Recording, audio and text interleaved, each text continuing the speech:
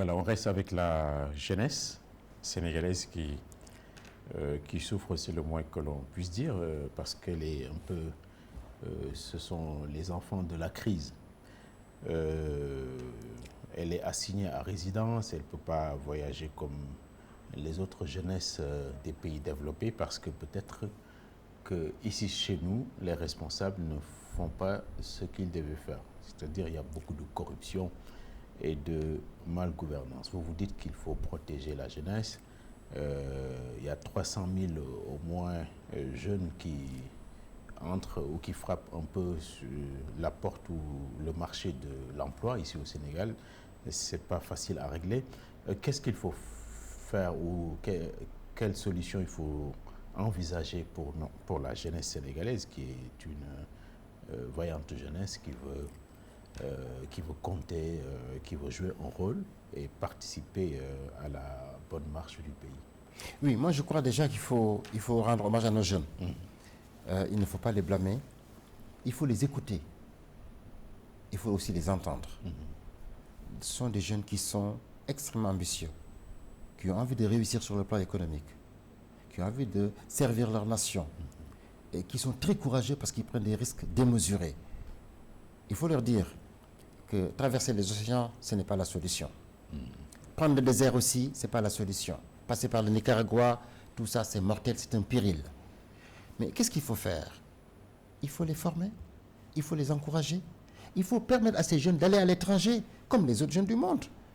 Il faut que ces jeunes, il faut que nos élites politiques, quand ils sont dans des sommets internationaux, discutent avec les autres chefs d'État pour qu'il y ait des jeunes qui partent pour la formation, pour l'emploi. Mais vous savez, M. Gueye, quand un jeune est dans une famille pauvre, n'est pas formé, n'est pas instruit, n'est pas qualifié, on lui donne un minimum vital pour sa survie, il est dans l'informel, alors qu'il voit ses collègues qui sont arrivés de l'étranger, qui ont réussi, d'autres qui ne réussissent pas d'ailleurs, mais on ne le sait pas. Qu'est-ce que l'État doit faire?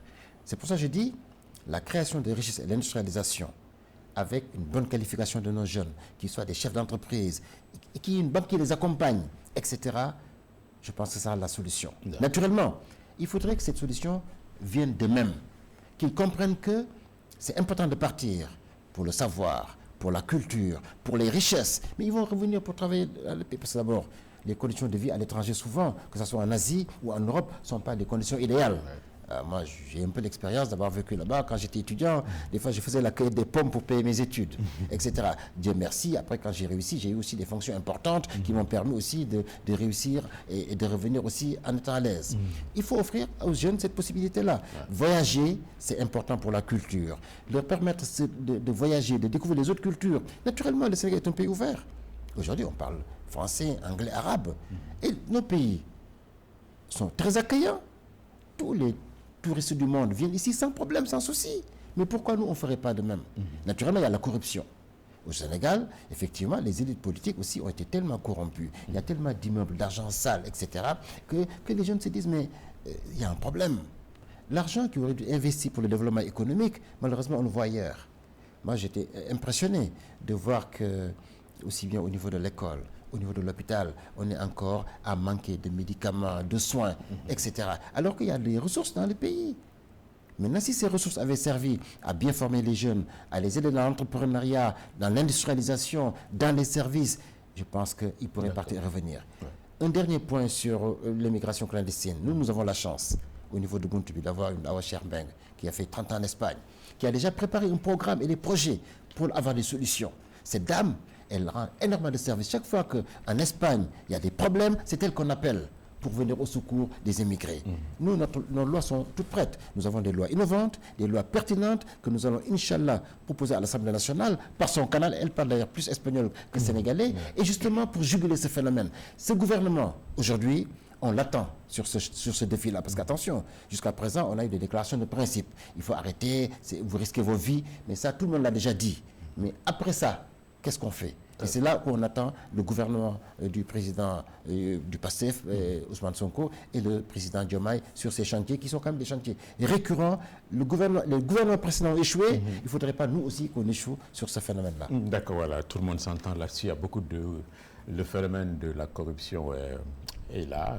C'est pour cette raison d'ailleurs qu'à chaque alternance, ou arrivée d'un nouveau régime, il y a ce qu'on appelle la reddition des comptes. Chacun son tour chez le coiffeur. On a vu ça récemment en 2012, avant, en 2000 également on a vu ça, et même antérieurement.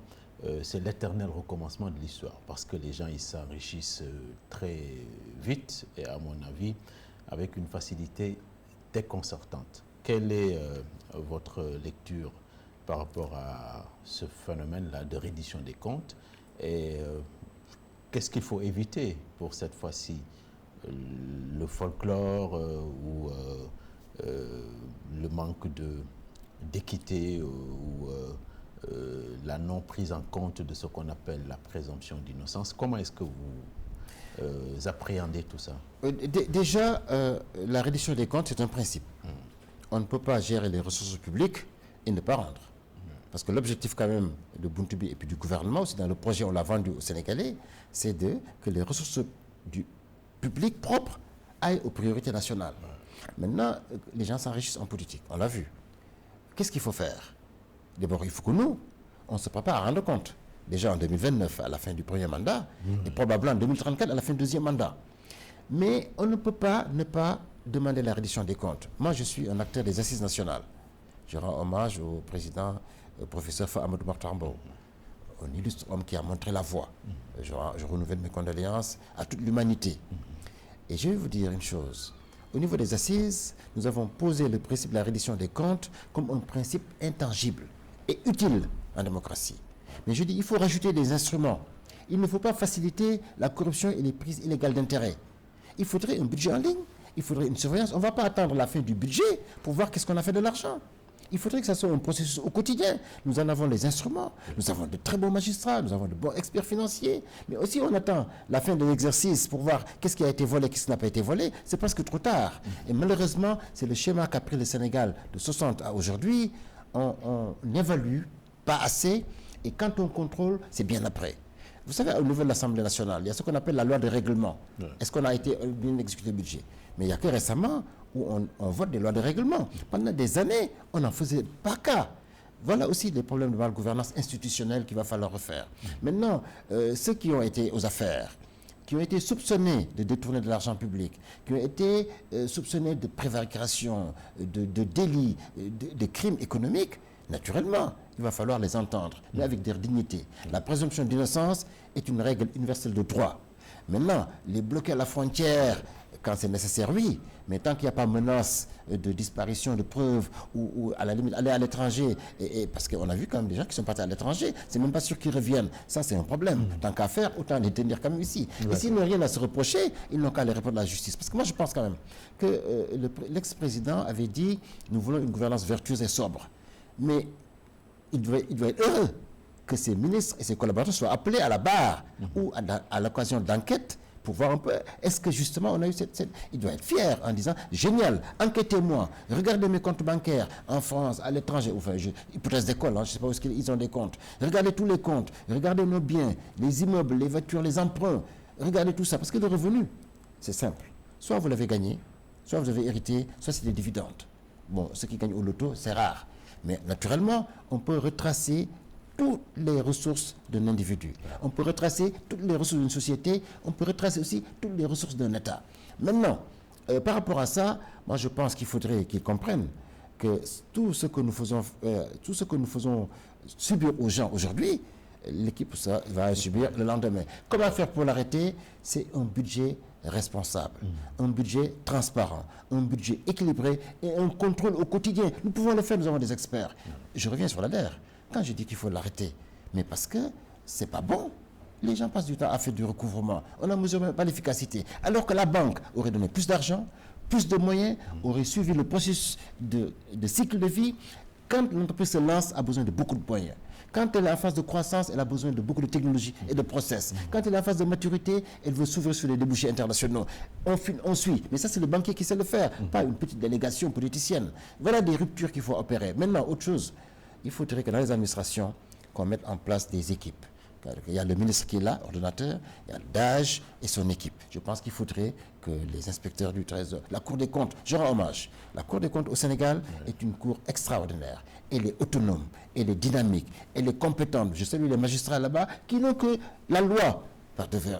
Et ça, c'est important. L'inspection générale d'État doit peut-être quitter la présidence pour être un peu plus autonome. Voilà pourquoi je pense qu'il faudrait des réformes institutionnelles. Et là aussi, le projet, entre guillemets, a promis ça aux Sénégalais. Il faut qu'on le réalise et que la 15e législature doit être l'occasion de faire cette véritable révolution. On parle d'un Sénégal souverain et prospère. Souveraineté, c'est un beau concept. Aucun pays n'est souverain au monde. Mais c'est un idéal. Moi, je pense qu'il faudrait un Sénégal majeur, entreprenant et solidaire, en créant suffisamment de richesses. On va répondre aux besoins des Sénégalais. Et si on répond aux besoins des Sénégalais, les jeunes ne partiront pas. Naturellement, la diplomatie a un rôle à jouer.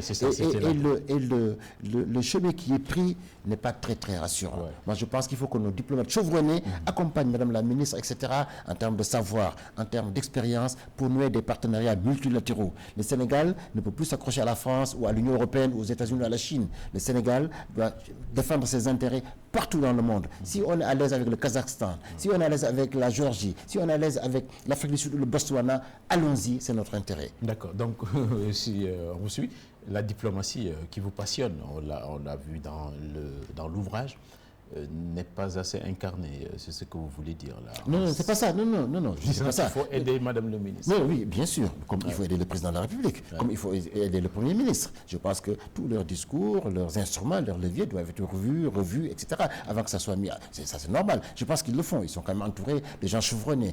Ce que je sais quand même que au niveau du président de la République, il a un cabinet restreint avec des gens chevronnés. Je salue aussi son directeur de cabinet, un éminent universitaire. Je regrette d'ailleurs qu'il soit directeur de cabinet parce que lui, on a besoin de lui dans l'enseignement, dans la recherche. Bon, c'est vrai qu'il commence à être un peu âgé, alors qu'on aurait pu avoir un plus jeune. Mais c'est son choix de le faire. Mais je pense que c'est un peu éprouvant, alors que lui, c'est un cerveau puissant, Marie-Toniane. Je rends hommage à un brillant professeur. Il a formé tellement de gens, je pense qu'il a même formé des gens qui sont dans l'actuel gouvernement. Parce que Saint-Louis, l'université de Gaston Berger a été un peu gâtée quand même dans ce gouvernement-là, parce que c'était la promotion un peu du Premier ministre. C'est une très bonne chose d'ailleurs. Quand on recrute ou quand on a des collaborateurs, il faut choisir des gens en qui on a confiance, des gens qu'on connaît, etc. Tout ça, c'est bien. Mais moi, je reviens un peu sur les dynamiques de diplomatie. Et moi, je pense que le ministre des Affaires étrangères a besoin d'utiliser les experts. Au Sénégal, on a des diplomates chevronnés. Mais la diplomatie économique, d'abord, et sécuritaire. Aujourd'hui, quand on va à la sous-région, entre nous, on n'est pas très à l'aise. La menace est persistante. Elle est au quotidien. Maintenant, qu'est-ce qu'il faut faire? Il faudrait très vite parer à tout ça, mais booster la dynamique économique, booster la diplomatie économique, booster la dynamique sécuritaire et que le Sénégal joue son rôle de leadership. Le Sénégal a toujours eu un rôle de leadership en matière diplomatique pour la ZLECAf, pour la sous-région et sur l'international. Voilà pourquoi, d'ailleurs, pardonnez-moi, quand on a porté le combat d'avoir un siège au Conseil de sécurité des Nations Unies, moi j'ai applaudi en disant que voilà la place du Sénégal par rapport à son histoire, par rapport à sa tradition et surtout par rapport à nos grands hommes. Je rappelais Feu Amadou Mahtar Mbow, quand il était à l'UNESCO, il a tenu tête aux Américains. Pourquoi? Mais parce que les jeunes ne voulaient pas que l'informatique arrive chez nous. Lui a dit, mais attention, vous voulez le savoir, vous voulez la culture et nous pas. Non, il s'est battu contre les Américains. Voilà ce type d'homme, voilà ce type de modèle qu'il faut mettre en avant. Et nos jeunes doivent regarder, lire leur biographie, lire leurs ouvrages, lire leur production intellectuelle, lire cette dynamique. Je pense que cette petite contribution, si modeste soit-elle, est aussi un peu dans ce lot-là pour montrer aux jeunes que votre avenir, c'est ici. C'est à vous de construire le Sénégal et soyez en responsabilité. Et d'appeler le président Diomaye et le Premier ministre Ousmane Sonko de regarder dans nos coalitions nos jeunes qui sont dynamiques, qui sont travailleurs, qui sont engagés pour les mettre aux responsabilités avant que ça ne soit trop tard. Trop tard, c'est quand ils partent. Voilà, c'est ça. Donc, c'est la dernière ligne droite de cette émission. Je rappelle que nous recevons M. El Hadji Ibrahima Mbow, le président de l'Union citoyenne Buntubi. Donc, en parlant d'Amadou Mahtar Mbow, vous le convoquez régulièrement, paix à son âme. On sent nettement qu'il y a une sorte de rupture de transmission, c'est-à-dire que la qualité ou les génies sont de moins en moins là. Donc, on en revient sur la députation. On a 41 listes. C'est une inflation de listes, c'est beaucoup. La question qu'on aimerait vous poser, qu'est-ce que vous venez faire dans cette galère? On a lu dans une de vos déclarations que vous voulez passer par l'Assemblée nationale pour réparer la République. Qu'est-ce qui vous anime aujourd'hui? Oui, déjà dire que, bon, 41 listes, pour moi, ce n'est pas beaucoup. Au contraire, je rends hommage aux différents acteurs. D'ailleurs, je leur souhaite bonne chance. Une belle campagne. J'espère qu'on aura un bon débat d'idées, des débats de programmes. Parce que la question, c'est quelles sont les lois qu'il va falloir voter à l'Assemblée nationale pour transformer le pays? Un gouvernement sans majorité, c'est un gouvernement impuissant. Maintenant, 41 listes, c'est au contraire des acteurs politiques qui veulent transformer leur pays, qui veulent représenter. Parce que nous, à l'Assemblée nationale, ce que nous voulons, c'est représenter dignement les populations. Mais quand on dit ça, on dépasse le principe. C'est prendre en charge leurs préoccupations et les traduire en termes de loi. Nous voulons légiférer. Je vous ai parlé des lois économiques et des insuffisances sur le plan institutionnel. Si on n'a pas de lois, on ne va pas le faire. Je vous ai parlé de la répartition budgétaire, de la nécessité de doter nos territoires de ressources importantes. Si on n'a pas de loi de finances, on ne peut pas le faire. Je veux aussi qu'on garantisse les accès universels, les priorités universelles. L'école, la santé, l'énergie, l'eau, l'habitat. Mais c'est des problèmes chez nous, les mobilités urbaines. Si on n'est pas à l'Assemblée nationale, on ne va pas affecter les bonnes ressources à ces services-là. Alors que la garantie des accès priorité universelle, c'est le 4e prix de notre programme. L'autre élément sur la diplomatie. Mais si on n'a pas assez de ressources pour industrialiser, pour former les jeunes, pour les accompagner dans leur voyage à l'étranger, qu'ils partent et qu'ils reviennent, pour le court séjour, des moyens séjours, etc., si on n'a pas assez de ressources, on ne pourra pas. Et c'est l'Assemblée qui ventile. Nous voulons aussi une Assemblée qui contrôle l'action gouvernementale. Mais contrôler, ce n'est pas attendre 2 exercices budgétaires ou 3 exercices budgétaires pour voter une loi de règlement à la va-vite. Non, contrôler, c'est contrôler avec des instruments qu'on met en avant, qu'on contrôle au quotidien, et qu'en cas de dérive ou de problème, regardez ce qui se passe entre le NAS, laser, etc. C'est des petites choses, c'est des petits symboles qu'il faut arrêter très vite. Nous avons élu le président Diomaye pour que justement ces ruptures s'opèrent. J'insiste sur ça. Vous savez, dans la gouvernance, il y a souvent des vœux pieux, des chapelles de catalogue. Mais aujourd'hui, ce sont les populations elles-mêmes qui nous ont donné la priorité en disant on ne veut plus de ce qui s'est passé, on veut changer. Et honnêtement, le président Diomaye et le président Sonko, président du PASTEF toujours, c'est de dire, depuis qu'ils sont là, le pays est quand même calme et en attente. On apprécie la sérénité. Il n'y a pas de crise majeure, il n'y a pas de tension, il n'y a pas de violence dans les rues, et tout le monde espère, tout le monde attend, et j'espère que cette attente et cette espérance-là, et même cet espoir, se traduiront par une majorité confortable à l'Assemblée nationale. Mes collègues politiques qui disent majorité écrasante, je souris un peu en disant, mais ils veulent écraser qui? On n'écrase pas ses compatriotes, on n'écrase pas ses collègues, il faut juste un débat d'idées, et moi je suis pour une majorité plurielle. Voilà pourquoi Buntubi, comme d'autres alliés d'ailleurs, ont porté leur liste. Nous revendiquons la dynamique majoritaire, mais nous ne sommes pas des assujettis ou des dépendants ou des... Voilà, on n'est pas non plus des sujets du PASTEF. Ça, c'est même insolent et ridicule de le penser. Et voilà, je préfère, puisque j'échange avec les populations, je préfère aussi de tenir un discours de vérité par rapport à notre position. Nous, c'est le Sénégal qui est prioritaire et les engagements qui ont été pris par le président et le Premier ministre doivent être respectés à partir de l'Assemblée nationale. Pourquoi réparer la République? Mais parce que nous savons très bien que les institutions étaient menacées. On n'était pas loin de ne pas faire d'élection présidentielle. On avait une crise incroyable. On a vu une remise en cause de l'institution Conseil constitutionnel, qui est quand même une institution à respecter, à féliciter, à plébisciter, de hauts magistrats expérimentés, doués. Et chaque décision qu'ils prennent, même les jeunes, quand ils le lisent, ils comprennent, ils disent « Bravo, vous avez argumenté, on comprend votre décision ». Et d'ailleurs, la réforme pour dire qu'on va passer du Conseil constitutionnel à la Cour constitutionnelle est une très bonne chose. Je rappelle que, étant membre des Assises nationales, c'était une recommandation forte, une recommandation géante, un consensus fort là-dessus. Mais attention, on ne le fait pas n'importe comment.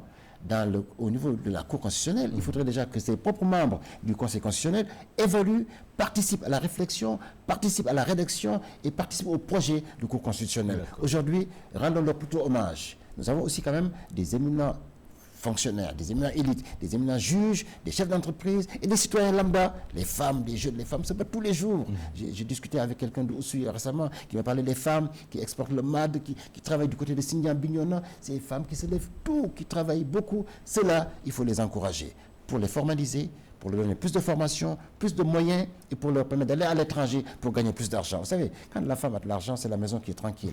Et ça aussi, c'est un peu l'objectif de Buntubi à l'Assemblée nationale. Cette galère, oui, le Sénégal, la galère au sens pirogue, hein, les anciens pirogues, pas du Moyen-Âge, mais qui portugais, ou des bateaux portugais ou des bateaux espagnols qui venaient dans nos côtes, c'était des galères aussi. Mais aujourd'hui, cette galère, c'est un peu le travail de tous les Sénégalais. Ensemble et en équipe, nous devons galérer ensemble pour sortir nos enfants et nos petits-enfants de cette galère. D'accord, très bien. Et donc, majorité écrasante, peut-être ils veulent dire majorité mécanique. C'est pas joli. Mais c'est pas gagné d'avance. Voilà. Même si oui. ils ont le vent un peu au dos parce qu'ils avaient gagné au premier tour des... Moi, je suis très optimiste. En fait, est-ce qu'ils n'ont pas trop pris de risques en ne s'encombrant pas des alliés parce qu'à côté, il y a aussi des caciques où ça va être un peu le choc des titans, entre guillemets, parce qu'il y a l'ancien président qui est revenu. Vous allez nous dire même ce que vous en pensez. Ce sera une élection inclusive avec la présence quasiment de tous les ténors. Quoi. Oui, monsieur Guy, vous avez tellement raison. Moi, honnêtement, dans ma petite réflexion d'homme politique, je disais, mais voilà la coalition qui a gagné, Diomaye. Oui. On a bien gagné, largement. Mais il faut naturellement que cette coalition aille à l'Assemblée nationale pour justement mettre en œuvre les projets et les programmes. Bon, un des partis, moi j'ai des locomotives, mais nous sommes tous des locomotives, hein, on n'est pas des wagons. En tout cas, Buntubi n'est pas un wagon, on ne l'accepte pas. A décidé d'y aller seul, avec ses raisons aussi, qu'on peut accepter. Fidélité, loyauté, et par rapport aussi à la profondeur, à la densité et justement à l'importance des réformes, il vaut mieux quand même avoir ces députés qu'on maîtrise. Ça aussi c'est un choix.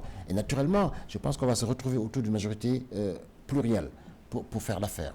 Maintenant, quand je dis je n'aime pas écraser, parce que l'Assemblée nationale, c'est pas un théâtre de gladiateurs, hein, c'est pas l'arène. Et le retour de l'ancien président Le retour de... Bon, des fois, j'y réfléchis, je dis, mais pourquoi il veut revenir? Peut-être des fois, il s'est dit, mais pendant 12 ans, et puis lui, on dit 12 ans, mais c'est plus de 22 ans. Il était quand même ministre de l'Énergie, Premier ministre, ministre de l'Intérieur, Assemblée nationale, président de la République, etc.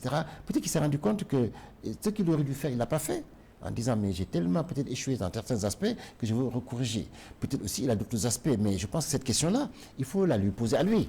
Pourquoi il veut revenir? Il est le premier à le faire. Oui, non, mais je suis d'accord, mais je veux dire, la question, pourquoi l'ancien président revient, la seule réponse qui vaille, c'est sa réponse à lui. Moi, qu'est-ce que j'en pense? Mon avis... Il veut donner assez de députés à son camp, c'est ça? C'est possible, oui, parce que c'est effectivement s'il a assez de députés, peut-être que la haute cour de justice ne sera pas en place, peut-être qu'il va bloquer l'État, peut-être qu'il va bloquer le système, il va bloquer le projet. Mais tout ça, ce n'est pas beau. Aujourd'hui, tous les Sénégalais, de quelque bord qu'ils soient, doivent aider quand même ce gouvernement-là pour que nos enfants se soignent, aillent à l'école, pour que les gens trouvent du travail, pour que les femmes soient à l'aise chez eux, pour qu'il y ait des revenus et des pouvoirs d'achat. C'est ça la dynamique des assises qu'on doit prolonger. Je disais que ceux qui m'ont accueilli, moi, dans la dynamique mouvance présidentielle, c'est des gens avec qui j'ai travaillé pendant 20 ans sur ces questions-là. Voilà pourquoi je suis très à l'aise en étant avec eux, mais en leur disant la vérité et surtout en disant ce que nous pensons de certaines choses. La coalition n'est pas aux élections. Elle est là, elle fonctionne plus ou moins, etc., avec quelques difficultés. Les partis vont, je pense qu'à la 15e législature, les députés de la majorité vont se retrouver, cette fois-ci, sur les vrais chantiers, sur les vraies priorités, parce qu'il sera quand même grand temps, je dis même grand temps, après 8 mois quand même d'exercice, qu'on puisse nous dire où est-ce qu'on veut mener le Sénégal, avec des chiffres, avec un budget, avec un ordonnancement, un calendrier et un agenda très très précis, parce que les Sénégalais nous attendent à ce niveau-là, et c'est le rôle de Buntubi. Maintenant, je conclue sur cet aspect des choses. Vous savez, quand un parti qui est autonome décide d'y aller, c'est son droit. Parce que dans les statuts de tous nos partis politiques, les Sénégalais l'oublient, mais un parti, c'est une institution. C'est de conquérir le pouvoir. Un parti qui ne va pas aux élections, ce n'est pas un parti. Beaucoup de partis sont morts parce qu'ils ont été phagocytés ou accepté d'être des wagons d'un parti leader. Aujourd'hui, ils sont en dislocation. Ce n'est pas le vœu de Buntubi. Buntubi a un parti qui est une contribution, agir pour servir le Sénégal, dans le cadre d'un Sénégal majeur, entrepreneur et solidaire. C'est ça notre contribution en tant que citoyen. Voilà pourquoi on a fait une liste citoyenne. des femmes, des jeunes, des universitaires, des ingénieurs, des médecins. Je salue le Dr Diallo de Kédougou. Il fait un travail remarquable au niveau des populations de Kédougou. Je salue la présidente des Fatou Thiam à Guédiawaye, Julie Guissé. Ce sont des femmes qui sont des femmes de développement. La jeune Fatima Tassigla, brillante, intellectuelle. La jeune des données, Madame Aïda, je cite les noms. Vous savez pourquoi? Parce que c'est pour que les autres jeunes voient en eux des modèles, etc. Ouais, et ces modèles-là doivent servir à notre jeunesse pour leur dire affaire de fil. D'accord. C'est le Sénégal. L'avenir du Sénégal, on dit que c'est la jeunesse. Non, le présent, c'est déjà sa jeunesse pour préparer l'avenir. C'est ça. L'émission est terminée. Vous misez sur combien de députés Au niveau de Buntubi, ouais. moi, je ne vais pas faire de... Je ne joue pas au hasard. D'ailleurs, ma religion m'en interdit. Je ne joue ni au loto, ni aux chevaux, ni à la loterie. Je ne peux pas faire de pronostic. Mais aujourd'hui, nous voulons que Buntubi ait suffisamment de députés pour que sa voix compte, pour que son poids compte et que pour cela, chaque citoyen compte. Donc nous voulons vraiment jouer notre rôle et peut-être qu'on va équilibrer entre les mastodontes que vous dites et l'opposition classique. Peut-être que le fait d'apporter des voix à la majorité plurielle permettra d'être plus confortable dans les réformes qui sont entreprises. C'est ça. Donc vous voulez que la porte ou les portes de l'Assemblée s'ouvrent à vous? Ah oui, c'est le combat que nous menons depuis la création du parti il y a déjà 17 ans. C'est ça. Il faut faire attention aussi à ne pas enfoncer des portes ouvertes.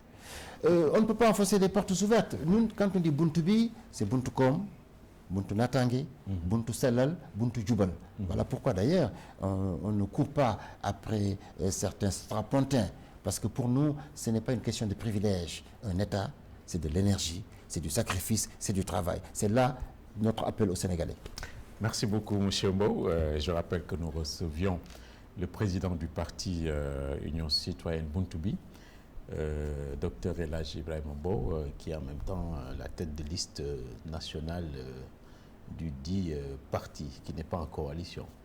Donc, tout à fait, oui, oui, tout à fait, on n'est pas en coalition, parce que pour moi, mon parti, il a les instruments d'aller aux élections, on va se mesurer, mais la coalition sera après. Une coalition parlementaire, nous souhaitons. Coalition s'approche un peu trop d'ailleurs de coagulation.